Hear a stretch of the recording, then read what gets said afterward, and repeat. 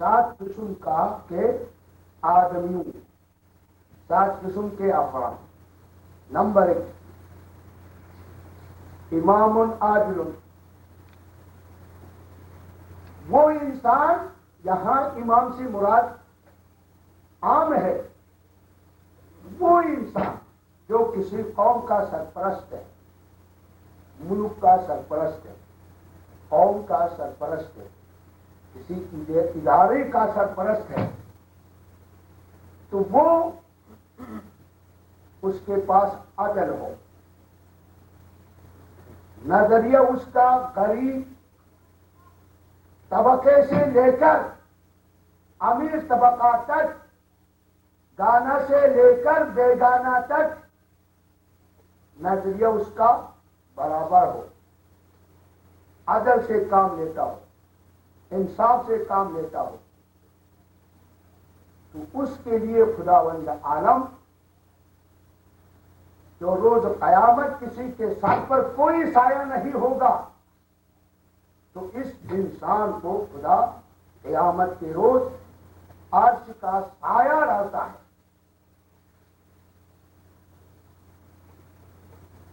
اور دوسرا آدمی کون؟ یہ نوجوان طبقے کے لیے مہم ہے۔ وشاب نشأ فی عبادت اللہ، اور وہ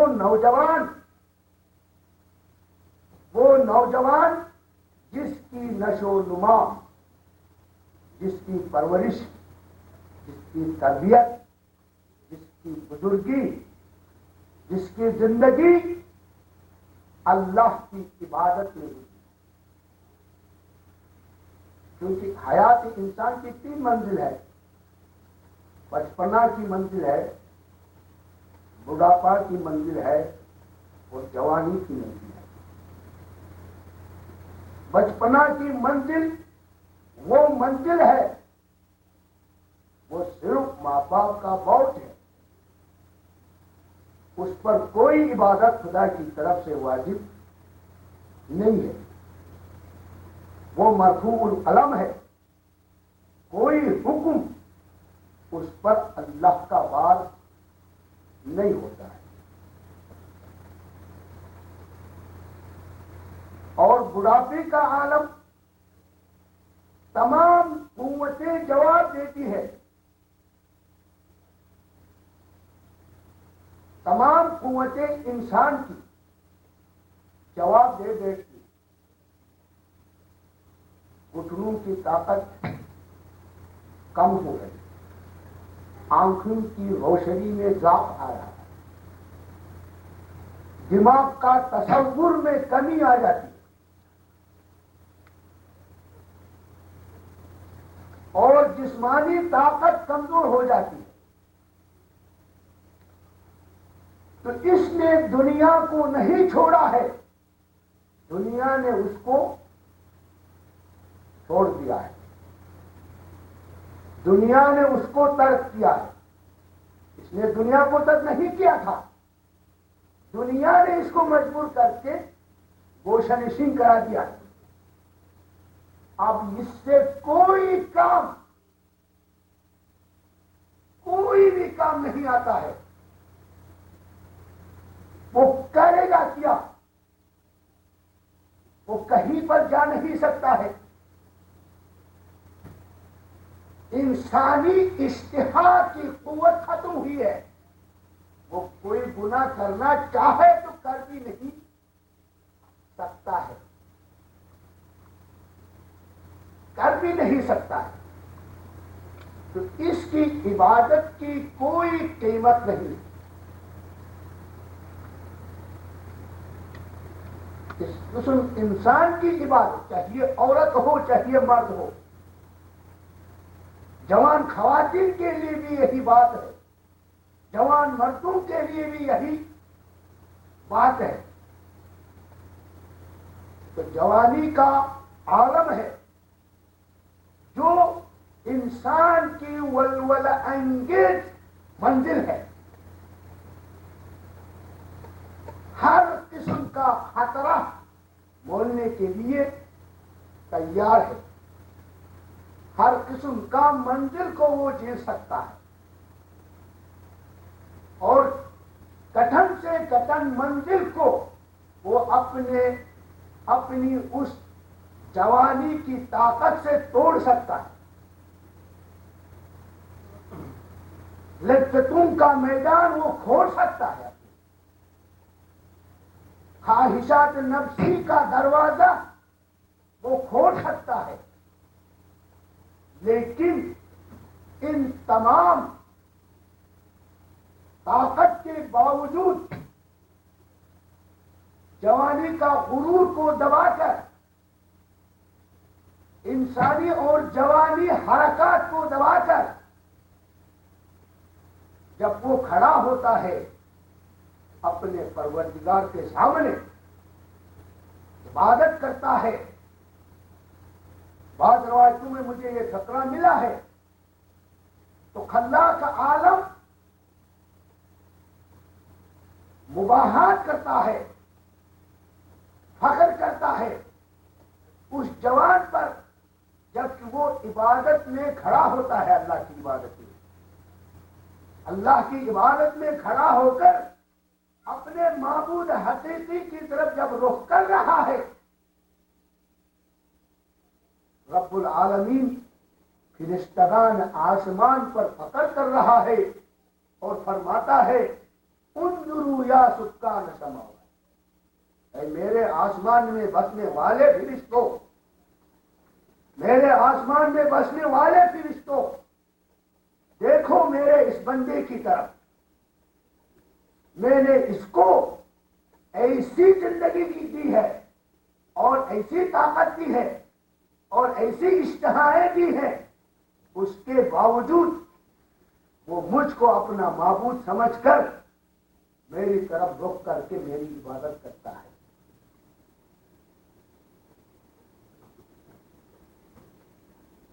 تو اس لیے اس حدیث میں بھی یہی بیان ہے، کیونکہ یہ اہمیت کا حامل ہے۔ جوان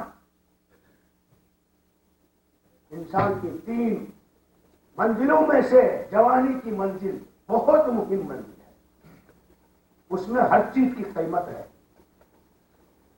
وشاب نشأ فی العبادۃ، اور وہ جوان جس کی نشو و نما اللہ کی عبادت میں واقع ہے، جس کی تربیت عبادت میں ہوئی ہے، جس کی زندگی تربیت میں گزری ہے، تو اس جوان کو خداوند عالم قیامت کے دن جو کسی کے سر پر کوئی سایہ نہیں ہوگا،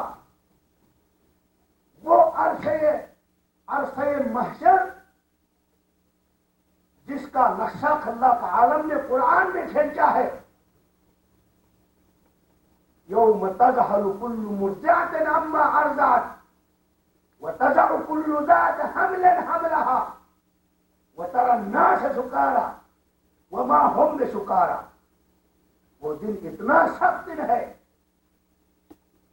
ماں اپنے شیرخوار بچے سے پوچھائے گی، شیرخوار بچے کو پھینک دے گی اور اپنے نفس پر فریاد کرے گی، اور ہر وہ حامل عورت جس کا خوف سے حمل گر جائے گا، اور ساری مخلوق بے ہوشی کے عالم میں ہوگی۔ وما هم بسکارى، لیکن قرآن کہتا ہے جو وہ بے ہوشی کے عالم میں، پوری مخلوق بے ہوشی کے عالم میں نظر آئے گی، تو کیا وہ بے ہوش مست کے عنوان پر بے ہوش ہے؟ وما هم بسکارى، وہ بے ہوش نہیں ہے، وہ باہوش ہے، باشعور ہے، احساس کرتے ہیں، سب کچھ کر رہے ہیں، تو پھر کیا ہوا ہے؟ ولکن عذاب اللہ شدید، لیکن اللہ کا عذاب ان کے سروں پر اتنی سختی سے گزر رہا ہے کہ جس کی دہشت سے بے ہوش نظر آتے ہیں۔ یہ وہ دن ہے، اسی دن خدا فرماتا ہے، رسول فرماتا ہے کہ خداوند عالم اس جوان کو سے نجات دیتے ہوئے عرش کے نیچے رکھے گا اور عرش کا سایہ اس کے سر پر رہے گا. میرے عزیزوں، میرے بزرگوں، آپ اپنی اولاد کی تربیت اسلامی تعلیمات میں دینے کی کوشش کریں.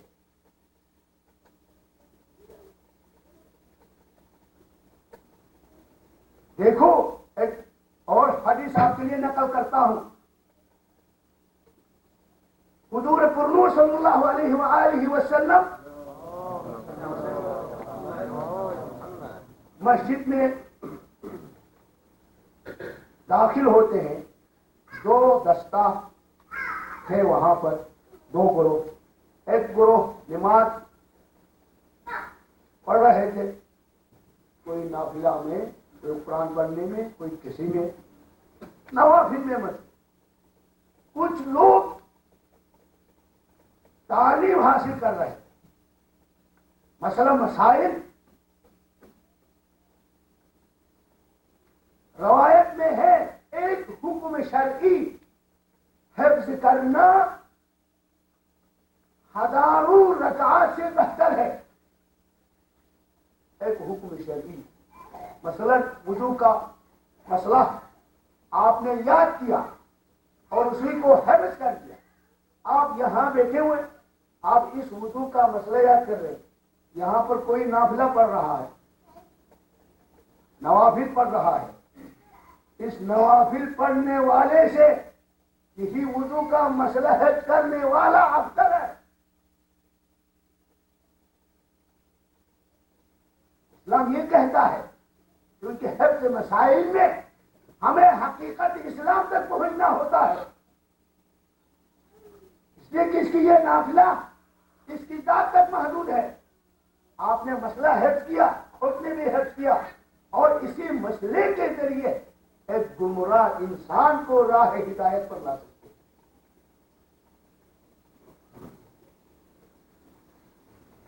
وارد ہوتے نا مسجد میں، دو قسم کے لوگ ہیں. کچھ نوافل میں لگے ہوئے، کچھ شرعی مسئلہ مسائل یاد کرنے میں لگے ہوئے. آپ نے فرمایا دونوں اچھے ہیں، یہ بھی عبادت ہے، یہ بھی عبادت ہے، دونوں اچھے ہیں. لیکن جو مسائل یاد کرتے ہیں وہ زیادہ بہتر ہے ان سے جو نوافل پڑھ رہے ہیں. اور خدا نے مجھے وَأَسَنِيَ اللَّهُ تعالی، اور اللہ کا عالم نے مجھے مبعوث فرمایا ہے تعلیمات دینے کے لیے، علم دینے کے لیے، سکھانے کے لیے. ان کو چھوڑ دیا، اور وہ لوگ جو تعلیم حاصل کرتے تھے، مسئلہ مسائل یاد کرتے تھے، ان میں جا کر آپ نے ان میں تشریف فرما ہوئے، وہاں جا کر بیٹھے. علم حاصل کرنا ہے ہمیں. اور منبر حسین، منبر حسین، حسین نے دنیا میں منبر کو قائم کیا ہے. اس کے لیے علم بتلانے کے لیے، حقائق سکھانے کے لیے.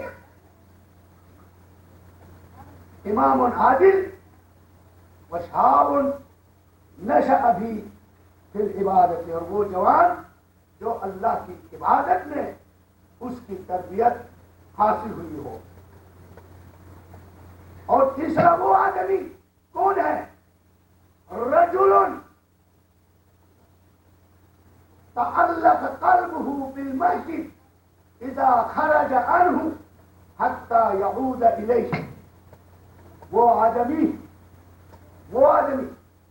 جس کا لگاؤ مسجد سے ہے، جس کا تعلق مسجد سے ہے، جس کی محبت مسجد سے ہے، جس کا تصور مسجد تک ہے، جب وہ مسجد سے نکلتا ہے بے چین ہے اس وقت تک، جب تک کہ وہ دوبارہ مسجد نہ آئے.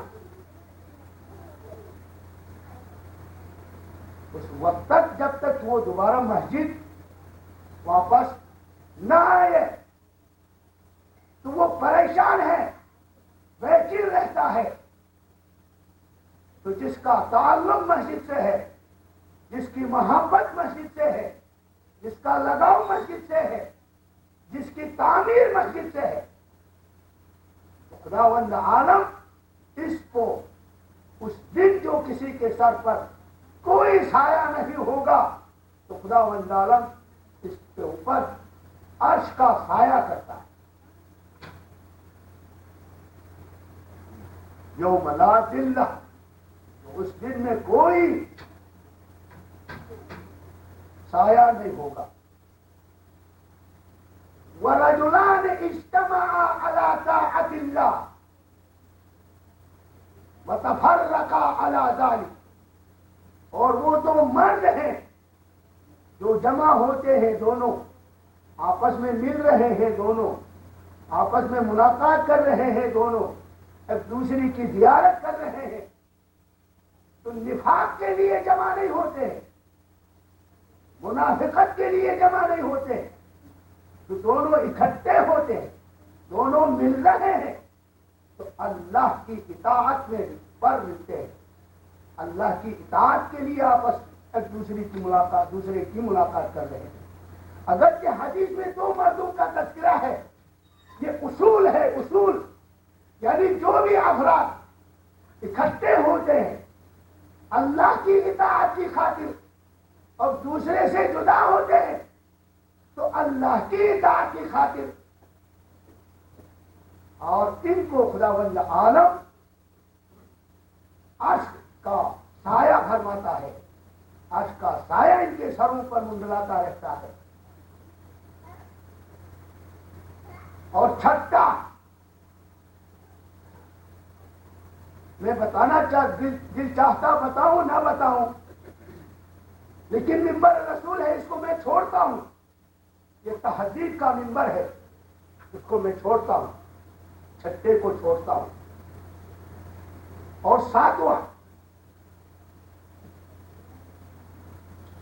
وہ یہ ہے، وہ انسان عبادت کرتا ہے، کس کے لیے کرتا ہے؟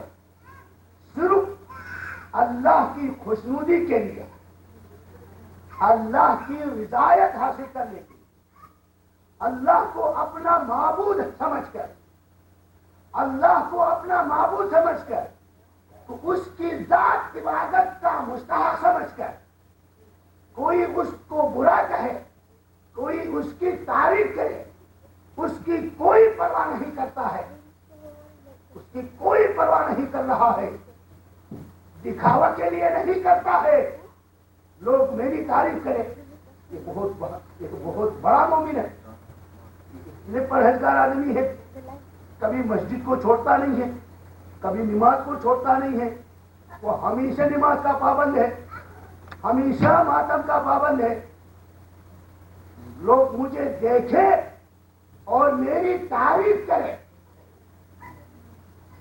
اگر اس نیت سے انسان نماز پڑھتا ہے، حدیث میں وارد ہے، اگر کوئی اللہ کی عبادت اس نیت سے کرتا ہے تو لوگ میری تعریف کرے، لوگوں میں میری شہرت پیدا ہو جائے، تو خداوند عالم اس کی آرزو کو پورا نہیں کرتا ہے، جو خیال رکھتا ہے اس سے کمتر لوگوں میں اس کی شہرت ہوتی ہے، اس سے کمتر لوگ اس کی تعریف کرتے ہیں، لیکن جو اللہ کے لیے کرتا ہے وہ تعریف خود بخود بڑھ رہی ہے، وہ چاہتا نہیں لوگ اس کی تعریف کریں، وہ چاہتا نہیں معاشرہ میں اس کی شہرت ہو جائے، جو عبادت کرتا ہے اللہ کے لیے خود بخود غائبانہ طور پر اللہ اس کی تعریف کرتا ہے، وہ خود بخود شہرت اور خود بخود لوگوں کے دلوں میں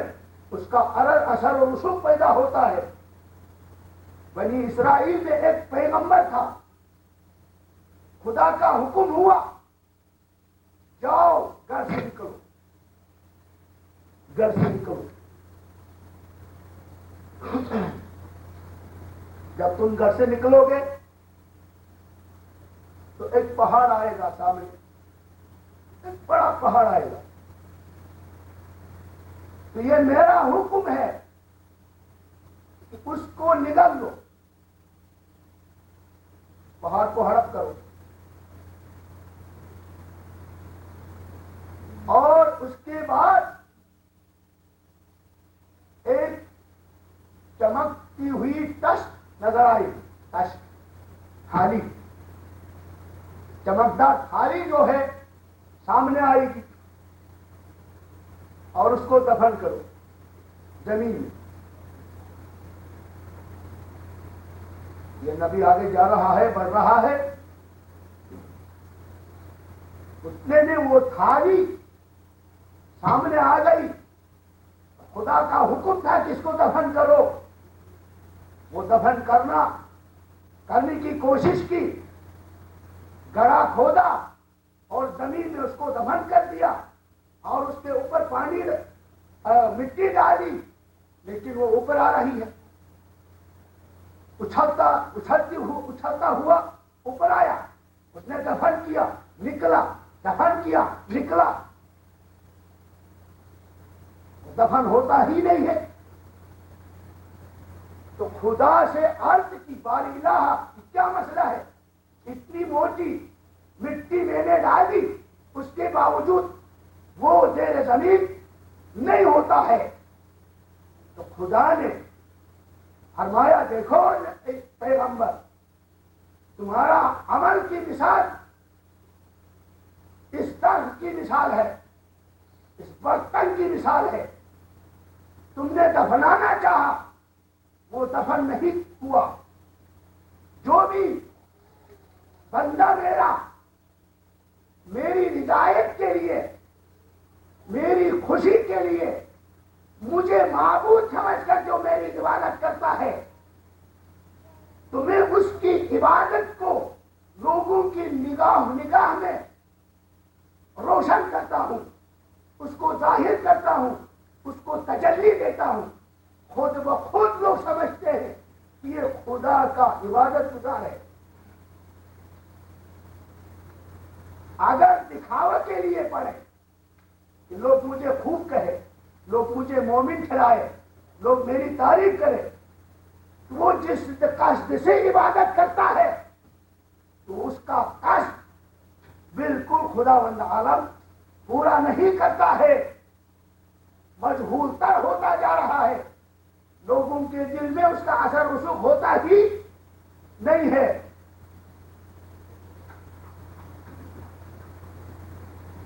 جو میری عبادت، خدا کی عبادت کر رہا ہے، چھپا کے کرتا ہے، دکھا کا انجام نہیں دیتا ہے دکھاوا کے لیے، اور وہ انسان جو اللہ کی راہ میں مال انفاق کرتا ہے، مال دیتا ہے، دکھلا کے نہیں دیتا ہے، چھپا کے دیتا ہے، اور اتنا چھپا کے دیتا ہے کہ دایاں ہاتھ سے دے رہا ہے تو بایاں ہاتھ کو علم نہ ہو،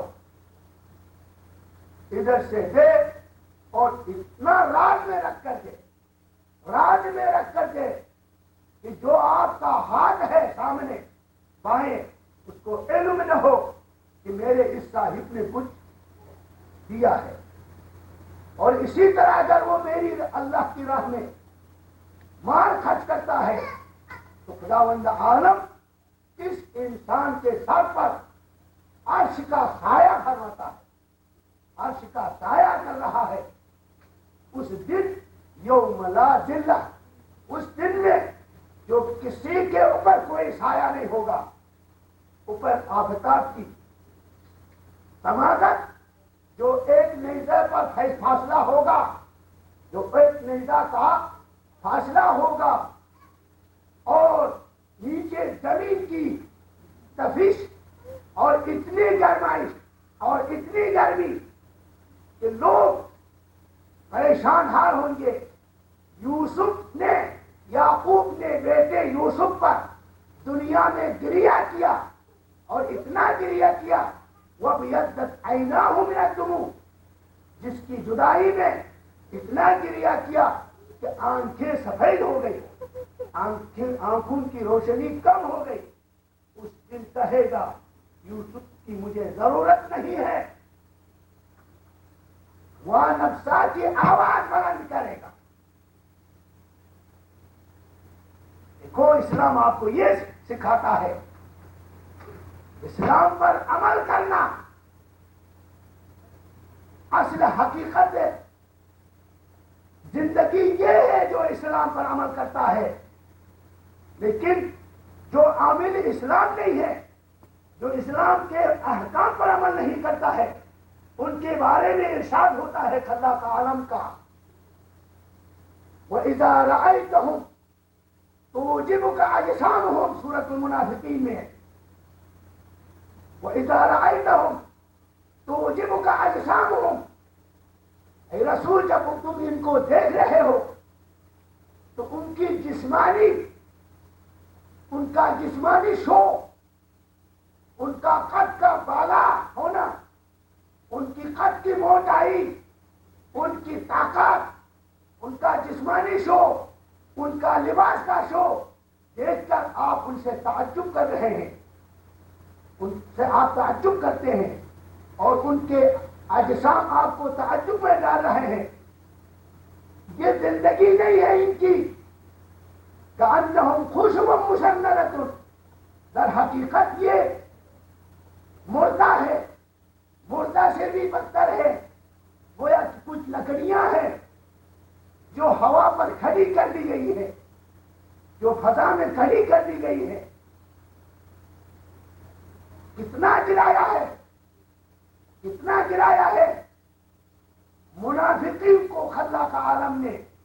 منافق وہ ہوتا ہے جو ظاہر میں اسلام کا چہرہ دکھاتا ہے، واقع میں اس پر کوئی عمل نہیں کرتا ہے، اسلام کا عمل پیرا نہیں ہے، تو حالانکہ وجود کی زندگی، وجود کے مراتب 4 ہے، جماد ہے، مرتبہ جمادی ہے، مرتبہ نباتی ہے، مرتبہ حیوانی ہے۔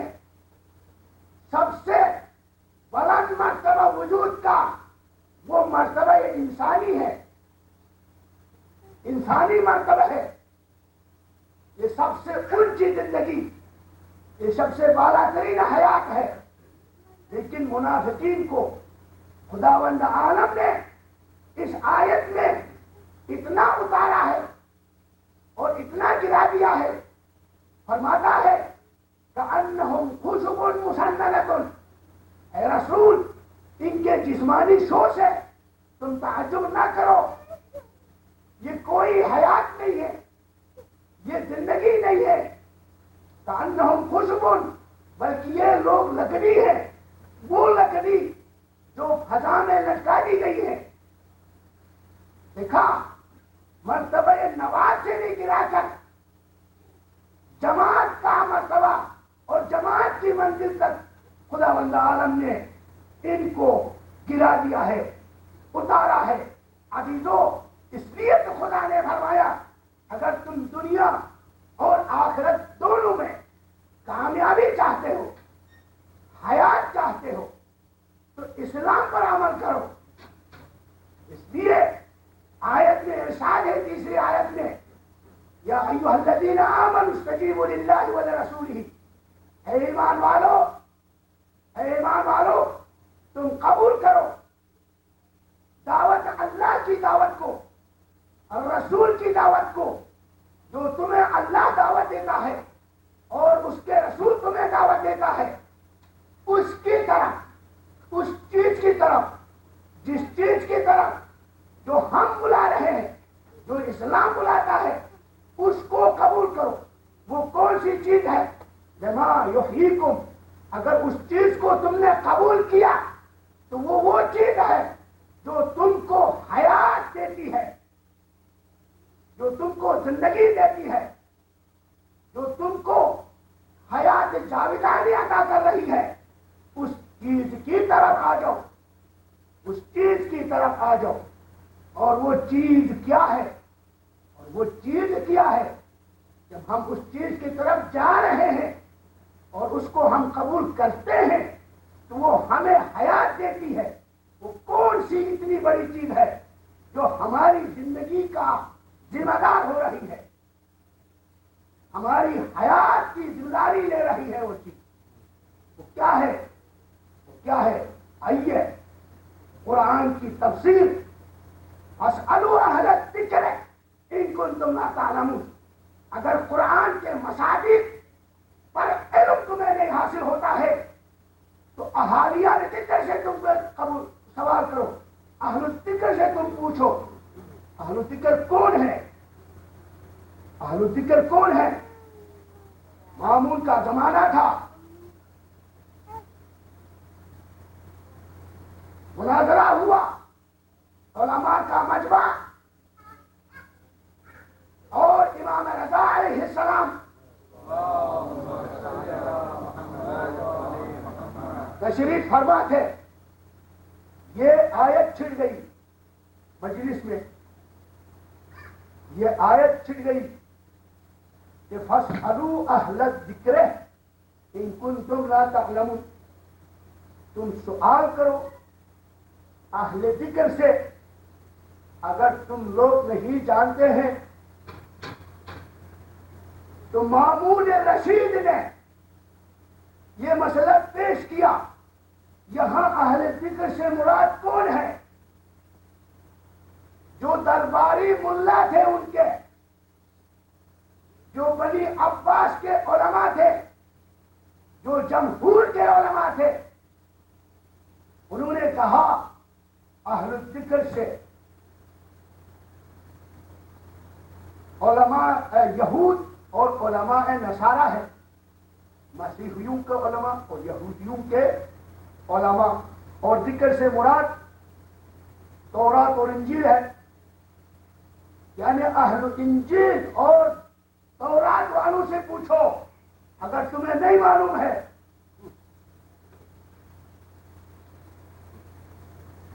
تو امام چونکہ علم الہی کے مالک ہے، علم لدنی کے مالک ہے، واحد ازلی نے، واحد ازل نے ان کو ہبہ کیا ہے. واحد ازل نے علم ان کو ہبہ کیا ہے. کہا نہیں اہل الذکر سے یہاں یہود اور نصارہ کے علماء نہیں ہو سکتے. کیا یہ ممکن ہے ہم جائے دین حق کے بارے میں پوچھیں ان سے؟ وہ دین حق کون سا ہے؟ ہم جائیں ان سے پوچھیں. ارے اگر ہم جا کر ان سے پوچھیں گے تو وہ یقیناً ہمیں کہیں گے یہودیت اور مسیحیت حق ہے، تو ہمیں مسیحیت اور یہودیت کو قبول کرنا پڑے گا. تو پھر مامون نے کہا پھر اہل ذکر سے وہ کون لوگ ہیں؟ آپ نے فرمایا نحن اہل الذکر، ہم اہل بیت پیغمبر اہل الذکر ہیں. ہم اہل بیت پیغمبر اہل الذکر ہیں. حقائق سمجھنا ہو اور سمجھنا چاہتے ہو ہم سے پوچھو، مجھ سے پوچھو. مامون رشید نے کہا اس کا کیا ثبوت ہے؟ اس کا کیا ثبوت ہے کہ آپ اہل بیت پیغمبر اہل الذکر ہیں؟ آپ نے یہ آیت پیش کی انا انزلنا الیک ذکرا رسولا. خدا فرماتا ہے انا انزلنا الیکم ذکرا رسولا، اے لوگوں ہم نے رسول کو ذکر بنا بھیجا ہے. پیغمبر ذکر ہے اور ہم پیغمبر کے اہل ہیں. نحن اہل الذکر، اور ہم ہیں اہل الذکر. ہم سے پوچھو حقائق اسلام کیا ہے، اسلام کا معنی کیا ہے، اسلام کی حقیقت کیا ہے. ہم سے پوچھو. اسلام ہے وَمَن يَبْتَغِ غَيْرَ الْإِسْلَامِ دِينًا فَلَن يُقْبَلَ مِنْهُ. میں آگے نہیں جاؤں گا، لیکن وہ کون سا اسلام؟ وہ اسلام صرف 2 حدیث میں میں آپ کے سامنے پیش کرتا ہوں.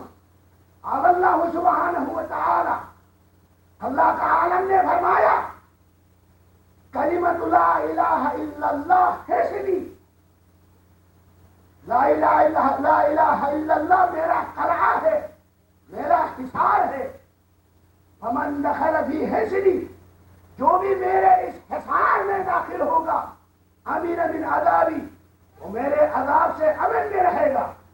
دوسری حدیث ولایت علی بن ابی طالب حسنی، علی بن ابی طالب کی ولایت میرا حصار ہے، جو بھی اس حصار میں آئے گا وہ میرے عذاب سے محفوظ رہے گا.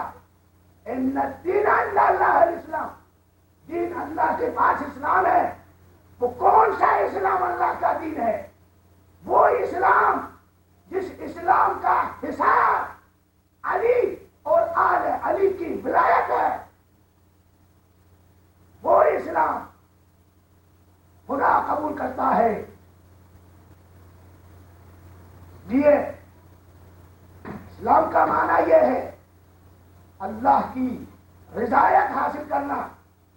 جو مسلم حقیقی ہوتا ہے اس کی نگاہ اللہ کی طرف ہوتی ہے، اس کا انداز تصور اللہ کی خوشنودی سے منسلک ہے، اس کا تخیل وہاں پر ہے، جسم ادھر ہے لیکن روح ادھر ہے.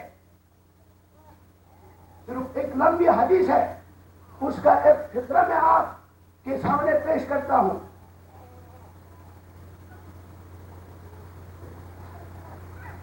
صاحب الدنیا بالابدان، وہ ہستیاں ہیں، وہ لوگ ہیں جو خدا شناس لوگ ہوتے ہیں. وہ کیا ہے؟ صاحب الدنیا بالابدان، وہ دنیا میں بدنوں کے ساتھ مارکیٹوں میں نظر آتے ہیں، بدن کے ساتھ بازاروں میں نظر آتے ہیں، بدن کے ساتھ امام بارکوں میں نظر آتے ہیں، بدن کے ساتھ دکانوں میں نظر آتے ہیں، بدن کے ساتھ دسترخوانوں پر نظر آتے ہیں، ہماری طرح نظر آتے ہیں. بدن ادھر ہے، وہ ارواحهم معلقۃ بالملأ الاعلی، لیکن ان کی روحیں، ان کی نیتیں، ان کے نفوس لگے ہوئے ہیں بارگاہ الہی میں. ادھر سے حکم کو تلقی کرتے ہیں، ادھر سے حکم کو لاتے ہیں. دیکھتے ہیں کہ رضایت کدھر ہے، خوشنودی کدھر ہے. خدا کس چیز سے خوش ہوتا ہے، وہ کون سی عبادت سے خوش ہوتا ہے، وہ کون سی حرکت سے خوش ہوتا ہے، وہ مجھ سے کیا چاہتا ہے، اسی کے پیچھے جاتا ہے. یہ حسین ابن علی علیہ الصلوۃ والسلام جب کربلا میں آئے، آپ نے خطاب کیا اللہم اخترتنی، اللہم اخترتنی ما فیہ رضا لک ورضا لرسولک. اے میرے اللہ، مجھے وہ اختیار فرما، مجھے وہ عمل اختیار فرما جس میں تیری رضایت ہے اور تیرے رسول کی رضایت ہے. اب حسین نے یہ نہیں فرمایا اور یہ نہیں کہا مجھے وہ عمل دکھا جس سے میں تیری رضایت حاصل کروں، میں آپ کی رضایت حاصل کروں، میں تیری خوشنودی حاصل کروں. یہ نہیں ہے. فرماتا ہے تو مجھے پسند فرما اس عمل کو جس میں تیری خوشنودی ہے، جس میں تیری رضایت ہے، وہ میرے لیے پسند فرما. یہ ہے وہ جسم ادھر ان کا ادھر ہے، جسم ان کا ادھر ہے، بدن ان کا ہمارے ساتھ ہے، لیکن روح ان کا اللہ سے منسلک ہے، رشتہ ان کا اللہ سے قائم ہے. اور جس ہستیوں کا رشتہ اللہ سے قائم ہوتا ہے وہ اس دنیا کے رونقوں کو نہیں دیکھتے ہیں، اس دنیا کے لوگوں کی تعریفوں کو نہیں دیکھتے ہیں، وہ دیکھتے ہیں اللہ کی رضایت کدھر ہے۔ حسین آئے، ایسی رضایت حاصل کی، اتنا راضی کر دیا خدا کو، اور خدا راضی ہو گئے حسین سے۔ جب آپ قتلگاہ میں اترے، قتلگاہ میں اترے تو ندا آ گئی، یا ایتھا النفس المطمئنہ، اے وہ نفس جو تجھ نے مجھ پر اعتماد کیا ہے، جو مجھ پر تیرا اطمینان ہے، آؤ یا ایتھا النفس المطمئنہ، اے نفس مطمئنہ، ارجعی، واپس ہو جاؤ اپنے پروردگار کی طرف، وادخلی فی عبادی، اور میرے بندوں میں داخل ہو جاؤ، وادخلی جنتی۔ اپنا لب لہجہ آیت کا دیکھیے، میں تجھ سے راضی، میں تجھ سے راضی، اور آپ مجھ سے راضی، راضیتاً در حالی کہ تو مجھ سے راضی ہو، مرضیتاً در حالی کہ میں تجھ سے راضی ہوں، میں تجھ سے راضی اور آپ مجھ سے راضی۔ اب آ جاؤ میری طرف ہے کہ رضایت حاصل ہوئی، اب بھی راضی، معبود بھی راضی۔ ارے آپ اور معبود کب راضی ہوتے ہیں؟ آیت کہتی ہے وادخلی فی عبادی۔ ارے معبود اور آپ کی رضایت بندگی میں ہے، بندگی میں ہے، بندگی تو نے انجام دی، اور اتنی بندگی انجام دی، وہ بندگی آج تک کسی بندہ نے انجام نہیں دی ہے۔ اس لیے تو راضی ہوا تو میں بھی راضی ہوا۔ بندگی کا مرحلہ پاس ہوا تو اس کا صلہ کیا ملے گا؟ وادخلی جنتی، اب جنت کا مالک ہو جاؤ، جنت کا مالک ہو جاؤ۔ حسین نے وہ عبادت کی، حسین نے وہ عبادت کی جو عبادت کربلا میں انجام دی۔ حسین نے وہ عبادت جس کی عبادت پر پوری کائنات گریہ کر رہی ہے، پوری کائنات بکا کر رہی ہے۔ آج حسین کا سر نیزے پر ہے، حسین کا بدن کربلا کے زمین پر 3 دن کے پیاسے بے گور و کفن، بے گور و کفن، وہ حسین بے گور و کفن۔ عزیزو، جب حسین آئے، جب حسین سرزمین کربلا آئے، بنی اسد کو بلایا، بنی اسد کے لوگوں کو بلایا، ان کے بڑوں کو بلایا، ان کے بچوں کو بلایا، ان کی عورتوں کو بلایا، اور بلانے کے بعد امام نے ان کے ساتھ معاملہ کیا، اور سرزمین کربلا کا کچھ ٹکڑا خریدا، اور 4 فرسخ مربع زمین خریدی، اور 70,000 درہم عنایت کیا، اور کہا یہ زمین میری ہو گئی۔ لیکن آپ نے زمین خریدنے کے بعد ان کو واپس کر دیا، لیکن 3 شرط میں تمہارے ساتھ کرتا ہوں، وہ شرط پر تمہیں عمل کرنا ہوگا۔